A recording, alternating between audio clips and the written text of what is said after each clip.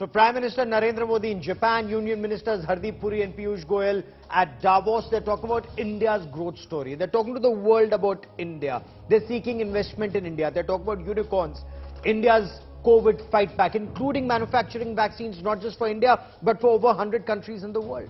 Rahul Gandhi, on the other hand, is talking about the soul of India being crushed and that kerosene has been spread and one spark, India would be in big trouble. Now, is this a battle of political narratives? And is this battle of political narratives, is it actually harming the India story? I'm Gaurav Sawant. We'll debate that. But as always, we get started with the headlines on India First. India joins the US-led Indo-Pacific Economic Framework to counter China. Prime Minister Narendra Modi addresses the Indian diaspora in Tokyo, says India is resetting the world order.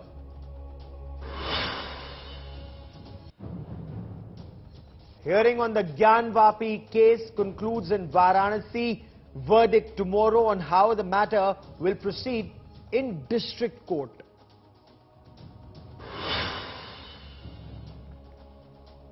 After MK Stalin, West Bengal Chief Minister Mamata Banerjee refuses to cut tax on fuel, says the centre is earning crores through excise.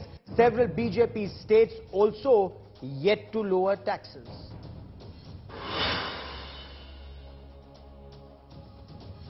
Gyanvapi moment in Karnataka. Hindu temple-like architecture found in a mosque during renovation work in Bengaluru.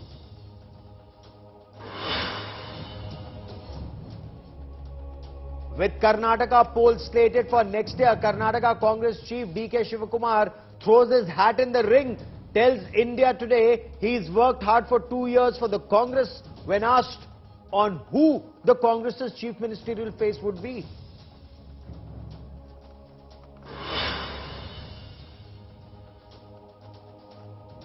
In Tokyo, Prime Minister Narendra Modi talked about 40% of all global digital transactions happening in India. He talked about adversity being turned into an opportunity when it came to India's fight back for COVID. He talked of resilient and reliable global supply chains and India's role in it. The Prime Minister was talking to top CEOs, asking them to invest in India, to look at startups and unicorns. In Cambridge, in the United Kingdom, Rahul Gandhi was speaking about India's soul and voice being crushed and institutions being held hostage by one organization. Is this a battle of the narratives, and is it then harming India's story? Our political and diplomatic bureau bring you our top story.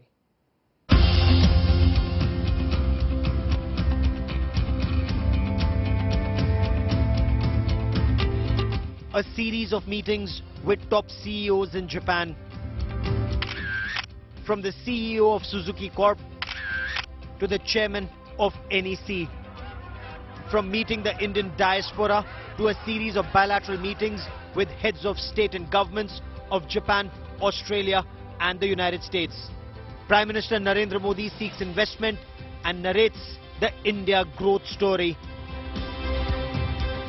आज जब भारत आजादी के 75 साल मना रहा है,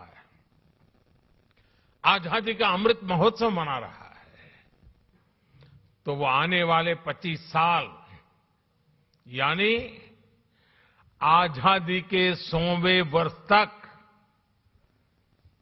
हिंदुस्तान को हमें कहां पहुंचाना है, किस ऊंचाई को प्राप्त करना है, विश्व में हमारे झंडा कहां कहां कैसे कैसे गाड़ना है, आज हिंदुस्तान उस रोड मैप तैयार करने पर लगा हुआ है.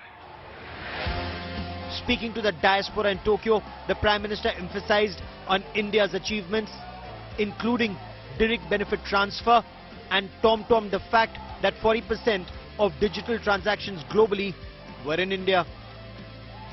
पूरे विश्व में जितना भी डिजिटल ट्रांजैक्शन होता है, उसमें से 40% अकेले भारत में होता है. The Prime Minister spoke of India being central to the emerging global supply chains. Global supply chain को जिस प्रकार बीते 2 सालों में नुकसान पहुंचा है। पूरी सप्लाई चेन सवालिया निशान में घिरी हुई है। आज सारी दुनिया के लिए ये अपने आप में एक बहुत बड़ा संकट बना हुआ है। भविष्य में ऐसी स्थिति से बचने के लिए हम आत्मनिर्भरता के संकल्प के साथ आगे बढ़ रहे हैं और आत्मनिर्भरता का ये हमारा संकल्प सिर्फ भारत के लिए है ऐसा नहीं है। ये एक stable, trusted global supply chain के लिए भी बहुत बड़ा इन्वेस्टमेंट है। Union Minister Piyush Goyal at Davos talks of leadership and talent to spur the growth story. Well, India is the future, and most parts of the world today recognize that the talent pool that India has to offer, the leadership that we have to offer, the policies of the government which are very focused to an emerging strong country, and the fact that we have 1 billion plus people, mostly youngsters, aspiring for a better quality of life, provides the world's greatest opportunity. However, Congress MP from Wayanad and former party president Rahul Gandhi painted a rather dismal picture at the Cambridge in UK. India is not in a good place. The BJP has spread kerosene all over the country. You need one spark and we'll be in big trouble. He insisted India's voice was being crushed. You cannot have a country that is not allowed to speak and then a Prime Minister's office that tells the Prime Minister the truth. You cannot have those two things. The Prime Minister has to have an attitude, I want to listen. And then from there, everything flows down. Our Prime Minister doesn't listen. And because our Prime Minister doesn't listen, no bureaucrat thinks he needs to listen. Rahul Gandhi targeted even institutions in India. There is a systematic attack on the institutions that allow the conversation to take place. There is a crushing effect on all these institutions. There is an attack on the Constitution. There is an attack on the election system. Across the 7 seas, there is a major political war of narratives. India rising or India burning. Bureau Report, India Today. And that brings us to our question of the day. India rising or India burning? Is there merit in Rahul Gandhi saying kerosene has been sprayed and a spark could burn the house? Or is there merit in the BJP saying Rahul Gandhi is following a scorched earth policy, fearing the pitch for the Narendra Modi government? Joining me on India Today is Professor Rakesh Sinha, BJP MP and leader. Sanjay Jha is a political analyst and a former Congress party spokesperson. Sushant Sareen is a senior fellow at the Observer Research Foundation. Sanjay Jha, let me begin by asking you. The Prime Minister is marketing India's growth story. He's meeting top CEOs, he's seeking investment in India, and Rahul Gandhi says kerosene has been sprayed across the country and one spark could burn our country. Merit in the BJP saying Rahul Gandhi is actually following a scorched earth policy. Gaurav, I don't think I will agree with that. I'll tell you why. Firstly, we must recognize that India, or for that matter, any country lives in a society. We don't live in an economy. GST, FDI, collections of taxes, foreign portfolio investments, these have been actually happening in India since time immemorial, especially after 1991. But I think the other concern that we should have as citizens of a great republic, and I do hope that we will continue to remain a vibrant democracy, but there has been a democratic deconsolidation in India. And, Rahul Gandhi, I don't support everything that Rahul says, but I do completely agree with him and concur with his view. And it doesn't matter whether he says it in London, India, or Tokyo for that matter. Okay. After all, in the age of internet and social media and, literally real-time reporting, it's not as if, he said anything there that the world has not been talking about. The truth is that today as we talk, Gaurav, I can quote to you neutral reports like the Freedom Report, the Press Freedom Report, the Democracy Index, the Gender Disparity Index, the HDI Index, when India scores miserably. We are actually, as a journalist, you are aware of that there are people who are targeted, whether they're authors, intellectuals, NGOs, anybody who's critical of this government is seen as an anti-national. And I mean, this is an absurd, atrocious debate. So I think when you look at... Let me bring in Professor Rakesh Sinha to respond to this. Just one point, Gaurav, one last point. You see, when Rahul Gandhi talks of kerosene, maybe that's a very strong term. I would not have probably used it because it's very inflammable and combustible. But you cannot deny that today the kind of anti-minoritism that you're seeing in India is very dangerous and extremely disturbing. And I want to put these facts on the table and listen to what Sushant and Mr. Sinha have to say. Professor Sinha, Rahul Gandhi's attacks are aimed not at the Modi government alone, but even institutions in the country. Congress party says they're fighting an institutional structure of the Indian state that has been captured by one organization. And as Sanjay Jha puts it, there is democratic deconsolidation of the country happening, and there is a very anti-Muslim approach. He's used the word anti-minority, but perhaps he's being polite and not saying an anti-Muslim approach being pursued. You know, there can't be bigger lie than what Rahul Gandhi spoke in London and what Sanjay Jha is interpreting and endorsing Rahul Gandhi's statement. There was only one occasion in the history of modern India when institutions were destroyed and attacked by the regime in New Delhi. That was the emergency. Before emergency and post-emergency, no such thing happened, and I think in future no such thing would happen because the Indian people would tolerate another emergency. Just give me one example. I don't require the Freedom Report from America or any religious tolerance report from European country. I am an Indian. We are Indians. We know what is happening around us. Should we depend on the colonial mentality? This is the colonial mentality that in the past we used to depend on what Europeans used to say about India, whether they are praising or they are criticizing. We have to be critical about ourselves. And I am giving just two examples. When Mr. Jaishankar said America that we are watching human rights in America, that is a response for the first time in the history of modern India. A foreign minister responded to the country which considers the master of the world. What you are talking about? Attack on the institution? What attack on the Tirumurti? Tirumurti was the institution meant for a one prime minister. Is it a home? It is an individual. It is now prime minister. Dev Gauraji is there. Gujarat is there. Okay. Atal Bihari Vajpayee is there. All the prime ministers are there. If we are making inclusive and expanding our institution, then you say it is attacked because it is being attacked on those people who who created that institution, groomed that institution, serving the interest and the philosophy and the vision of one dynasty. Okay, so you're saying dynasty is being attacked. Dynasty. You tell me one university. Okay. You tell me. Just tell me.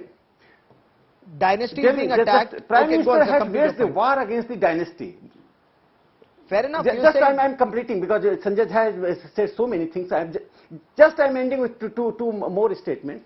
Prime Minister has waged a war against dynasty, not only for the Congress party and Rashtriya Janata Dal or any other party, but also inside the party. Among the meetings of the Member of Parliament, he said we cannot tolerate dynasty. If dynasty is right here, then why should we fight other parties? This is the democratic expansion. Okay. I think substantive democracy, the dawn of substantive democracy under Prime Minister Narendra Modi's era. And another thing about the Rahul Gandhi's statement. When he is saying something outside the country, he must think that there is a consensus in the country that we should not meddle our domestic politics outside the world. What message he is communicating? Okay. When Prime Minister of India is in foreign tour, Prime Minister Modi ji has not gone for a tourism. He has gone to serve the interest of India. Fair enough. Let me bring in Sushant Sareen for more on this. Foreign policy is serving India's economic interest. Fair enough, sir. Sushant Sareen, when Rahul Gandhi tells the world they are fighting not just the government but even institutions in India, and that like Pakistani deep state, the deep state in India is eating the Indian state. Is he on facts? Yeah, Gaurav, frankly speaking, I can never decipher Mr. Rahul Gandhi. I can't even understand what he says. But I heard the excerpts of whatever he said in the UK, and the thought which came to my mind is that if you replace the word India with the Congress Party, and you replace the word country with the party, I think the speech makes a lot of sense. And you can just do that test yourself and it'll all start fitting into place. But to talk about a deep state in India by a party which ruled the roost for almost 50 years, if you lose an election, there is no democracy in this country. If the kind of monopoly you had of planting your own people on every single institution, and anybody who did not kowtow to you or your ideology or your beliefs was always denied any opportunity to do anything in this country, that was all very well, and it was democratic and all institutions were functioning perfectly. Okay. Now that somebody else has, become politically ascendant, and your family party has reduced and has diminished, you suddenly start bad-mouthing the country, you start questioning institutional collapse, and you say all kinds of bizarre stuff, abroad. If that is the kind of politics Mr. Gandhi wants to practice, he is welcome to it. I think that kind of politics is more suited for an Akar Patel, an Amnesty International, a third-rate NGO, rather than a serious political party. Okay. And increasingly, I think the Congress party is ceasing to become a serious political party. Sanjay Jha, respond. I think under this leadership, it has been diminished to a point where at least I don't take these people seriously anymore. I don't see anything of sense coming out of them. Okay, Sanjay Jha, do you, like Rahul Gandhi, feel, for example, our diplomats, Indian Foreign Service officers, are they becoming arrogant? Because the External Affairs Minister, Dr. S. Jaishankar, insists it's not arrogance, it's confidence. Well, Gaurav, let me just first respond to what both Mr. Sinha and Sushant Sareen have mentioned.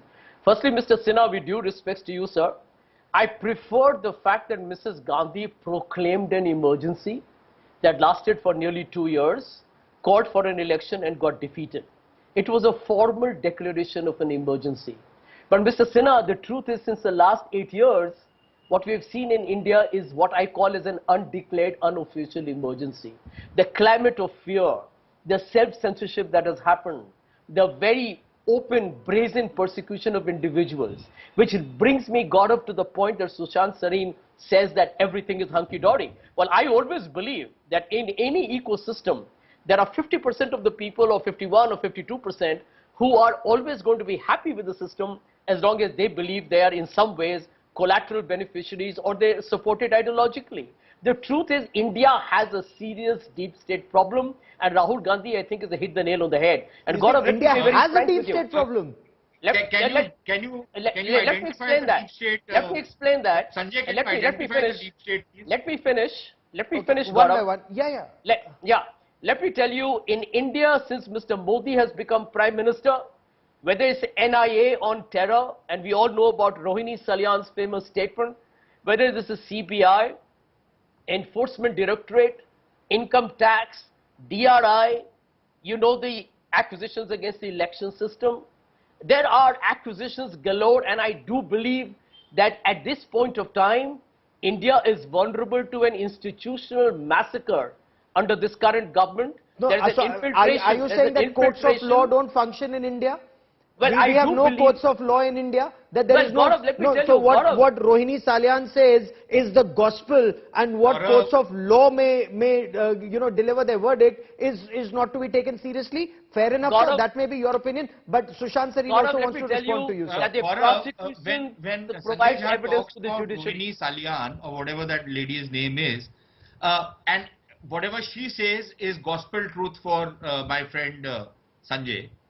There was an official of the Home Ministry, I think Mr. Money, his name was, RVS Money, who had exposed the entire shenanigans of Mr. Chidambaram when he was the Home Minister, and how false cases were being instituted, how all sorts of shenanigans were going on. I hope, Mr. Sanjay Jha would attribute the same amount of credibility to what Can I RBS answer that? Mani said as Rohini Salian. Okay. Can I answer So what that? are these guys talking about? Sure. Gaurav, one more point. A quick response. Suddenly, one second, Sanjay. Suddenly, you are making it out to be that there is great inequity in this country. Let's talk about communal relations. I remember, Gaurav, you are much younger than me, but I remember throughout the 70s and 80s and 90s, every year under the Congress party, there used to be a major riot, a major pogrom. I can count them on my fingers, in which not 1, 2, 10, 20, hundreds of people were killed. Under the watch of the Congress party, this whole liberal crowd, many of them retired editors and these bureaucrats who write these letters, they all kept their mouth shut, because the moment they would have opened their mouth, they would have been consigned into the rubbish bin of the bureaucracy. Okay. Do these people who are today talking about what is happening in this country, and I'm not saying everything is good, I'm saying we have major social tensions, but for them to pretend that this is the first time something is happening and glossing over all those pogroms and massacres under the watch of the Congress party, how conscionable is that? Fair enough. Sanjay Jha wants to respond to that, but quickly I want to bring in Professor Sinha also. Gaurav, quick response. Professor I'll just Sinha, take 30 seconds. Of course, let me bring in Professor Sinha, then I will come to you so that everyone, we keep the ball rolling. Professor Sinha, the charges that Rahul Gandhi levels are grave. He's compared India to what's happening in Pakistan, and Sanjay Jha agrees that there is this very powerful deep state in our country that's actually eating the Indian state. Response, sir. Anyone who knows India, its economic development, had it been a deep state, the total foreign direct investment, the 2021-22 is $83 billion, which is the highest. In 2020-21, it was $81 billion. No investor would come in a deep state. Comparing India with Pakistan is the biggest abuse you are attributing to India. Because India is a country where there is a maximum religious freedom people enjoy. When he says that minorities are under threat, he must have in his mind the Ajodhya temple and Gyan Vapi survey. Mr. Jha, we are not against any community and any religion. Muslim, Hindu, Christians all respect each other in this country. We make a differentiation between the Mughals, Yavan and Muslims. They were attackers. Had they attacked even the Jama Masjid, we would have restored it. This is the question of resurrecting our own identity, spiritual identity, that diversity. Those who attacked the temple and reconstructed as a mosque, they were attacking not only temple, they were attacking the India's age-old tradition, immortal tradition of diversity. You want to create one type of religious system which is unacceptable to India. That's all. We are not against the Muslims. We are against the attackers. Please kindly don't attribute all attackers act and their characteristic to the Muslim. Number two, as far as foreign policy is concerned, I heard the Rahul Gandhi's statement that India's foreign policy, the Indian foreign policy makers became arrogant. You know, he is quoting one anonymous bureaucrat from the European country. This is the stand of the Congress party. The Congress party led by Jawaharlal Nehru, who was a world leader. The Congress party led by even the Rajiv Gandhi. Now this Gandhi is quoting anonymously a bureaucrat and attributing India's foreign policies. Okay. For the first time, the centrality of India's foreign policy is the national interest. We have sacrificed national interest in 1962. We have sacrificed our national interest in 1948. We have sacrificed national interest when Lal Bahadur Shastri was mysteriously, I think he was killed and the regime was silent. So we have sacrificed Sanjay Jha wants to respond to all these points, and there are these very critical points. There was just I'm ending. There was a similar attack. Maybe it says Gandhi sacrificed. So don't preach and teach Narendra Modi. He is the person who is a harbinger of a modern India. He is creating an India. He has given India an image that now Narendra Modi is a part of the league of those leaders like Putin, Biden, Morrison, Johnson, all the great leaders who used to consider the a limited league has expanded India enter by virtue of its power, by Professor virtue of Rakesh its Sinha dynamism of its says leader. India has an independent foreign policy. We are no longer kowtowing to the West, and we, Indian government takes a decision, our nation takes a decision which is in India's national interest. BJP says Rahul Gandhi on China. He takes a briefing from the Chinese ambassador. He compares India to Pakistan, puts Indian diplomats down. Sir, is that the correct approach to take? Well, Gaurav, whether it's a Freudian slip or it's a deliberate, comparison, but the very fact that Mr. Sinha has compared Mr. Modi and Mr. Putin in a similar vein, I think is a manifestation of the serious problem that the party has in articulating what does Mr. Modi really stand for. I think in a great number of ways, Mr. Modi may not be very delighted to hear this comparison, but maybe, perhaps, that is the truth. The second point is very critical, and I'll address that Sushant's point. Sushant is right when he says that these things also happened during the Congress time. You know what? I have been more than articulate in being critical of the party that I ideologically support to this day. And I'll tell you why, Gaurav. The CBI was called a caged parrot during the Congress time. I concede that point. Were income tax not used for harassment? Yes, they were. Were certain institutions of the government not kind of abused, like the enforcement directorate, etc.? Perhaps they were. But the difference between the Congress time and now is the scale, the ruthlessness, and the monstrosity and the brazenness with which Mr. Modi's government functions. So I want to make a difference here between the Congress shenanigans and the literally mafia-style ruthlessness of what Mr. Modi's government has done to But the fact that you sit on television studios, and not just you, sir, anybody, any television studio, any newspaper, any organization, criticize the Prime Minister, criticize the government, to your heart's content. I mean, if you're actually a dictatorship, would that actually happen? And when people abuse the press, sir, is this not free press? You're free to say what you want. But I will leave that to another day. I have unfortunately run out of time on this very important debate, and we will continue to discuss this in the days and weeks ahead. The India story, uprising power or tinderbox India.